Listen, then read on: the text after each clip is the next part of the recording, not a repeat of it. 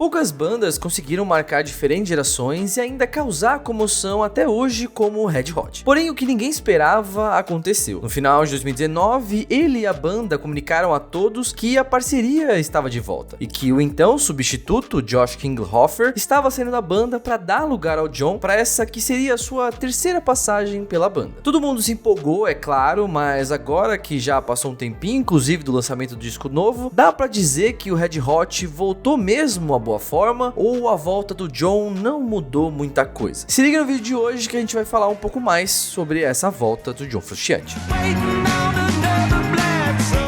Uma banda dos anos 80 que não se parece em nada com as suas contemporâneas em termos de impacto, o jeito que cada década eles lançavam trabalhos que traziam uma nova roupagem, a linguagem eclética da banda só aumentou a base de fãs e a importância deles no gênero. Um dos maiores motivos dessa fórmula sempre dar certo é a presença do guitarrista John Frusciante, que sempre trouxe a acidez da banda a um lado mais profundo e melancólico, resultando sempre numa potência que rendeu diversos hits em diversas fases da banda. Há mais de 10 anos distante do Red Hot, o Frusciante continuou sua carreira solo, enquanto sempre houve fãs que apontavam que a banda nunca seria a mesma sem ele. Depois de sair da banda 2 vezes, ninguém esperava que ele voltaria de novo, mesmo quem gostaria que isso acontecesse. Inclusive, um dos nossos vídeos mais vistos aqui no canal é tentando explicar por que ele saiu da banda e por que ele preferia ficar de fora da rotina de banda grande. Antes deles terem retomado o contato com o John, eles tinham algumas coisas escritas que fizeram com o Josh. Sobre esse período, um pouco antes da volta do John, o Anthony Kiedis disse em uma entrevista à NPR que eles estavam num processo natural, naquela rotina de sempre, de escrever algumas coisas, sabendo que vai dar em disco. O John disse que ficou dividido e curioso quando surgiu o convite do Flea para ele inicialmente colaborar escrevendo algumas coisas. No primeiro momento, ele pensou, faz tempo que eu não escrevo músicas de rock, será que, eu tô levando jeito ainda pra coisa? E aí depois de algumas sessões de gravação, é que os caras perceberam que realmente não tinha como, e o esquema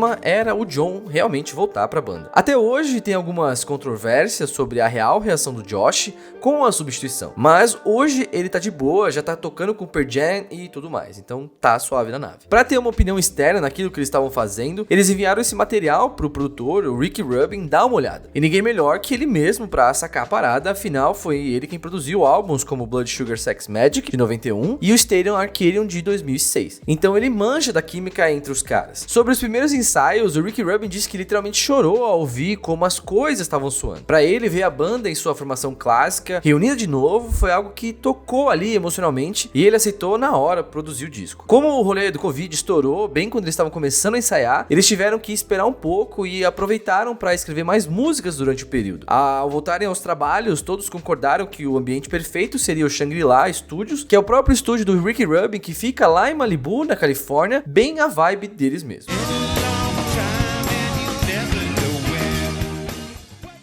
Uma coisa que muitos fãs ficam se perguntando é: como tá o John Frusciante nesse momento? Ele está realmente de boa consigo mesmo pra voltar à banda? Ou é só uma vontade passageira de fazer rock novamente? Sobre isso, o John disse algumas vezes que ele estava a fim de colaborar com os Chili Peppers, assim como ele colabora com outros músicos em seus projetos eletrônicos, e não uma vontade mesmo de ser algo essencial pra banda como ele era. Depois que ambas as partes viram que o melhor era voltar mesmo, ele ainda se sentia meio receoso sobre ter autonomia para escrever do jeito que ele fazia antes. Para se reconectar com os caras, o John pediu para a banda focar nos primeiros ensaios em músicas apenas dos 3 primeiros álbuns, de quando ele ainda nem era o guitarrista. Para quem manja um pouco da história dos caras, sabe que o John é um pouco mais novo do que o resto da banda, e ele era muito fã do Hilo Slovak, que foi o primeiro guitarrista do Red Hot. O Hilo era o seu guitarrista favorito na adolescência, e isso fez a banda se encantar com ele e escolher para ser o substituto do próprio Hilo. Então, para ter contato com essas músicas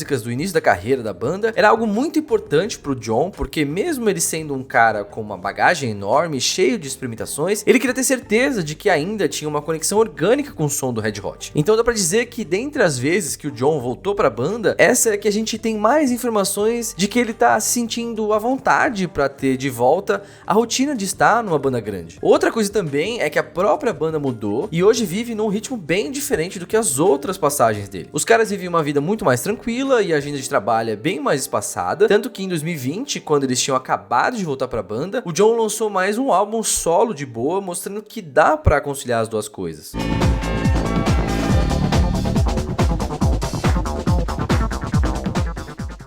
Mas bom, se tudo ocorreu bem no decorrer da produção, o resultado ficou como esperado? O que tem de diferente em Unlimited Love em relação aos outros álbuns clássicos com o John Frusciante? A primeira coisa legal de destacar no disco é que sim, ele tem bem a cara de um disco do Red Hot. Digo isso mais sobre aquela sensação de que bate quando você ouve o som dos caras, de que toda música é familiar e traz algo nostálgico. Essa vibe circula bem entre as músicas, desde as mais ácidas, como Aquatic Mouth Dance, até a mais chill, tipo White Brides and Pillow Chair, de um jeito que é agradável, te situam naquele universo sonoro deles, daqueles backing vocals meio uivantes, aquelas linhas de baixo hipnotizantes e aquela levada meio picotada na bateria. A parte que todo mundo ficou mais atento escutando com certeza foram as guitarras, por motivos óbvios. E olha, dá pra dizer que apesar de soar ácido e melancólico como sempre, o John tá um pouco tímido ainda em alguns riffs e solos. O álbum tem sim momentos incríveis de sintonia dele com o Flea principalmente, mas não traz linhas de guitarras memoráveis nível Scar Tissue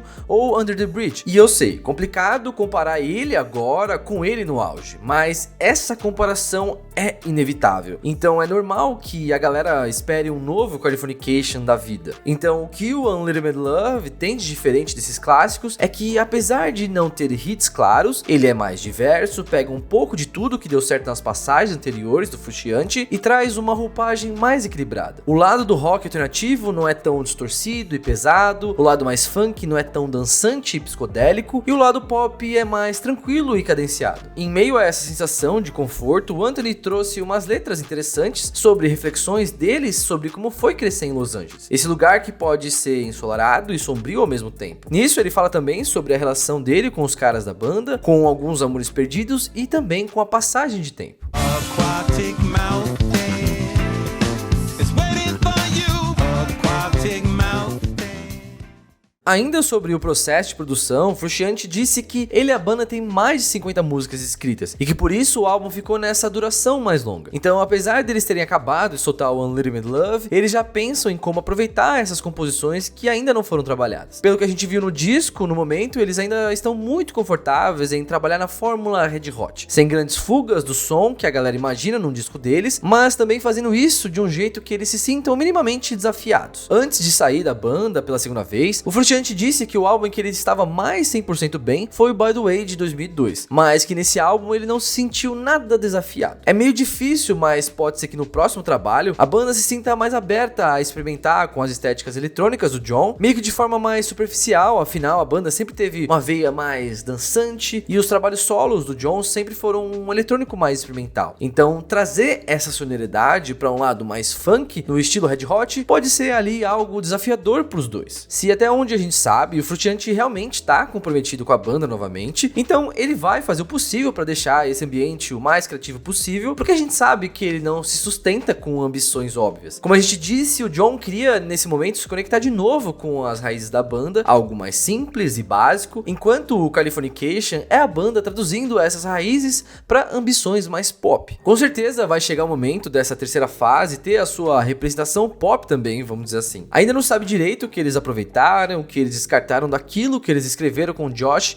ainda em 2019. Então isso também influencia no que a gente ouviu em Unlimited Love. Algo diferente entre essa passagem do John para as outras é que nem ele nem a banda precisam mais provar alguma coisa. Na primeira ocasião a banda tinha perdido um membro importante, um cara que era mais que um simples guitarrista. Ele literalmente apresentou o Flea ao contrabaixo, tinha uma presença muito forte na dinâmica da banda. Daí o John chegou com o status de fã que realiza seu sonho a entrar para sua banda favorita. Na segunda passagem, os fãs estavam meio desesperançosos, tanto com ele como com a banda. Com ele, porque ninguém sabia qual era o estado que ele estava ali direito, e com a banda, porque o Red Hot não conseguiu se acertar com o Dave Navarro. E parecia que a boa forma da banda estava ali restrita aos anos 90, sem muita renovação. Agora é diferente, tanto o John quanto o Red Hot tem ali as suas trajetórias, e a motivação dos caras é só ter de novo aquela sensação de criar algo juntos. Muita gente falava que o John era um cara meio ingrato, por ter deixado a banda algumas vezes, vezes para ter a tranquilidade que ele só conseguiu graças ao trabalho como guitarrista do Red Hot. Agora, pelo que parece, ele ainda quer ter esse elo com essa parte criativa dele, de algo mais voltado ao rock que tenha valor artístico e emocional por todo o envolvimento dele com os caras. Talvez a fórmula Red Hot não bata mais como antigamente, mas uma coisa que a gente não pode negar é que é mágico ver os caras reunidos novamente fazendo aquele som característico deles. Pra gente continuar seguindo com o projeto, você pode apoiar e ajudar o Minuto Indie com a sua própria contribuição. A chave Pix do canal é minutoindie@gmail.com, mas só se você puder e quiser. E muito obrigado por assistir o vídeo até aqui.